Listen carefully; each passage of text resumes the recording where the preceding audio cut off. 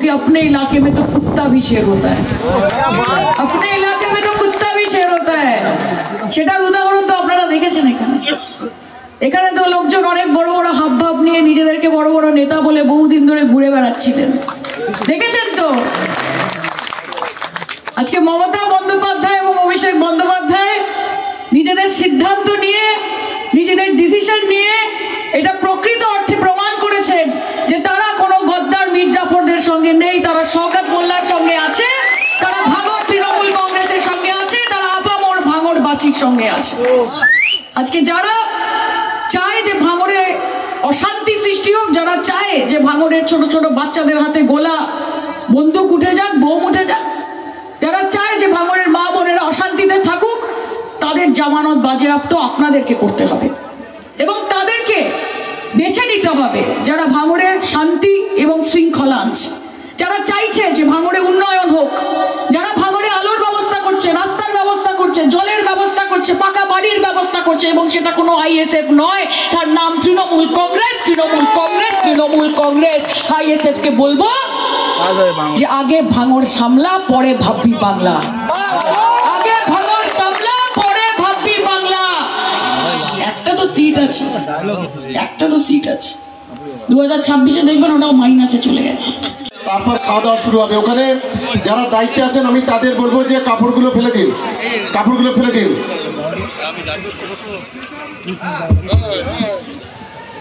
খুব বেশি সময় আমি নেব না, তার কারণ আজকে আমি নিজে শওকত মোল্লার বক্তব্য শুনতে এসেছি এবং আজকে এই মঞ্চ থেকে আপনারা যেমন অনুপ্রেরণা নিয়ে ফিরবেন, ঠিক সেরকম ভাবেই আগামী 2026-এর বিধানসভাকে মাথায় রেখে আমিও অনুপ্রেরণা নিয়ে ফিরবো যে পরের বার যখন আবার আমি ভাঙড়ে আসব, তখন শওকত দা আমাদেরকে কি কর্মসূচি দেবে তার দিকে আমরা সবাই লক্ষ্য রাখবো এবং এগিয়ে যাব। কাজে আমার কাছেও আজকে এটা একটা রাজনৈতিক কর্মী সম্মেলন, যেখানে সায়নী ঘোষ আপনাদের সাংসদ, আজকে একজন আপনাদের মতোই কর্মী, এবং আপনারা আজকে যে নির্যাস এখান থেকে নিয়ে যাবেন সেই নির্যাস নিয়ে আমি আমার বাড়িতে ফেরত যাব।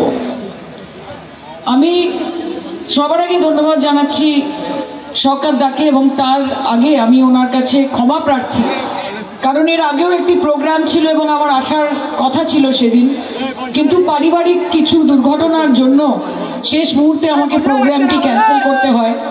এবং আমি জানি যে একটা এরকম পরিসরের প্রোগ্রামে যেখানে মানুষ আশা করে থাকেন যে আমাদের সাংসদ যাকে আমরা এত এত ভোট দিয়ে জিতিয়েছি সে আমাদের মধ্যে উপস্থিত হবে, আমাদের সঙ্গে আমাদের সুখ দুঃখ ভাগ করে নেবে, সে যখন শেষ মুহূর্তে এসে পৌঁছতে পারে না তখন আপনাদের খারাপ লাগে। তাই আমি শওকত দার কাছে এবং এখানে যারা যারা প্রত্যেকে ভাঙড় তৃণমূল কংগ্রেসের কাছে আমি ক্ষমা প্রার্থী যে আমি আগের দিন আসতে পারিনি। কিন্তু এইটুকু মনে রাখবেন যে সায়নী ঘোষ দিল্লি, ভারতবর্ষ, বিদেশ যেখানেই থাকুক না কেন, তার মন সবসময় পড়ে থাকে যাদবপুর লোকসভায়, তার মন পড়ে থাকে যাদবপুরে, বারুইপুরে, ভাঙড়ে, সোনারপুরে, টালিগঞ্জে। এবং আমি আপনাদের কাছে যখন আসি আমার মনে হয় যে আমি বাড়ি ফিরেছি, সেই আরামটুকু আমি অনুভব করি। কাজে নিজেদের জন্য একটা জোরে হাততালি দিন, কারণ আপনারা যদি না থাকতেন তাহলে আমরা এই মঞ্চতে থাকতে পারতাম না। আমাদের নেত্রী বলে যে আমার কর্মীরা হচ্ছে আমার শিরদাঁড়া, তারা হচ্ছে আমার ব্যাকবোন, আমার সংগঠন হচ্ছে আমার শক্তি। এবং যতদিন তৃণমূল কংগ্রেসের নেতা মন্ত্রীদের কথা আমি ভাবি না, কিন্তু যতদিন মমতা বন্দ্যোপাধ্যায়ের সাথে তার কর্মীরা রয়েছে ততদিন তৃণমূল কংগ্রেস থাকবে। যে সেই জন্য আমরা আপনাদের লিডার নই, আপনারা আমাদের লিডার। আপনারা আছেন বলে আমরা এগিয়ে চলার শক্তি পাই। আমার অনেক পছন্দের একটা গান আমি বসে বসে গুনগুন করছিলাম, অনেকদিন পরে আমি শুনলাম।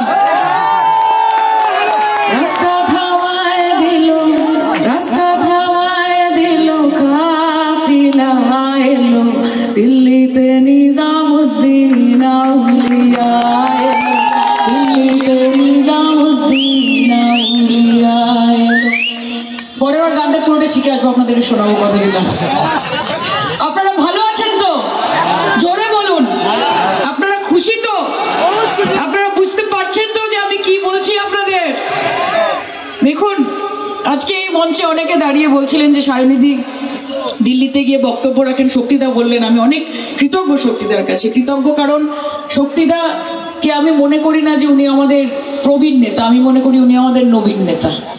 এবং শক্তিদা যেই রকম ভাবে যেভাবে দৌড়ঝাঁপ করে এখন অব্দি সংগঠন সামলাচ্ছেন, সত্যি আমাদের অনেক কিছু শেখার আছে। এবং যেই ভালোবাসা, যেই আবেগ নিয়ে উনি দলের জন্য কথা বলেন, দলের জন্য লড়াই করেন, সেই আবেগ থেকে যুবদের অনেক কিছু শেখার আছে, আমি শিখি। শক্তিদা বলছিলেন, আরো অনেকে বলছিলেন যে দিদি দিল্লিতে গিয়ে বক্তব্য রেখেছেন, ভালো, আমরা গর্ববোধ করি যে নরেন্দ্র মোদীর চোখে চোখ রেখে দিদি ভাঙড়ের মানুষ তথা যাদবপুরের মানুষের জন্য লড়াই করে। কেন করি জানেন?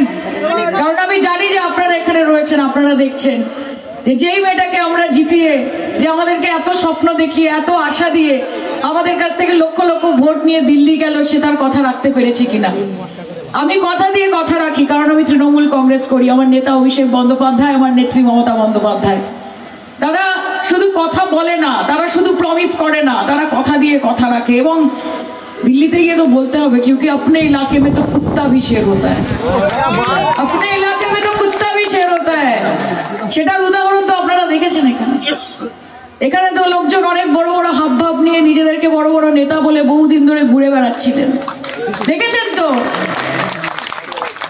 আজকে মমতা বন্দ্যোপাধ্যায় এবং অভিষেক বন্দ্যোপাধ্যায় নিজেদের সিদ্ধান্ত নিয়ে, নিজেদের ডিসিশন নিয়ে এটা প্রকৃত অর্থে প্রমাণ করেছেন যে তারা কোনো গদ্দার মির্জাফরদের সঙ্গে নেই, তারা শওকত মোল্লার সঙ্গে আছে, তারা ভাঙড় তৃণমূল কংগ্রেসের সঙ্গে আছে, তারা আপামর ভাঙড়বাসীর সঙ্গে আছে। আজকে যারা চায় যে ভাঙড়ে অশান্তি সৃষ্টি হোক, যারা চায় যে ভাঙড়ের ছোট ছোট বাচ্চাদের হাতে গোলা বন্দুক উঠে যাক, বোম উঠে যাক, যারা চায় যে ভাঙড়ের মা বোনেরা অশান্তিতে থাকুক, তাদের জামানত বাজেয়াপ্ত আপনাদেরকে করতে হবে এবং তাদেরকে বেছে নিতে হবে যারা ভাঙড়ের শান্তি এবং শৃঙ্খলা আনছে, যারা চাইছে যে ভাঙড়ে উন্নয়ন হোক, যারা ভাঙড়ে আলোর ব্যবস্থা করছে, রাস্তার ব্যবস্থা করছে, জলের ব্যবস্থা করছে, পাকা বাড়ির ব্যবস্থা করছে, এবং সেটা কোনো আইএসএফ নয়, তার নাম তৃণমূল কংগ্রেস। তৃণমূল কংগ্রেস, তৃণমূল কংগ্রেস। আইএসএফ কে বলবো যে আগে ভাঙড় সামলা, পরে ভাববি বাংলা। আগে ভাঙড় সামলা, পরে ভাববি বাংলা। একটা তো সিট আছে, একটা তো সিট আছে। 2026-এ দেখবেন ওটাও মাইনাসে চলে গেছে, ওটাও মাইনাসে চলে গেছে। কোন সিপিএম, কোন কংগ্রেস, কোন বিজেপি আপনার দুর্দিনে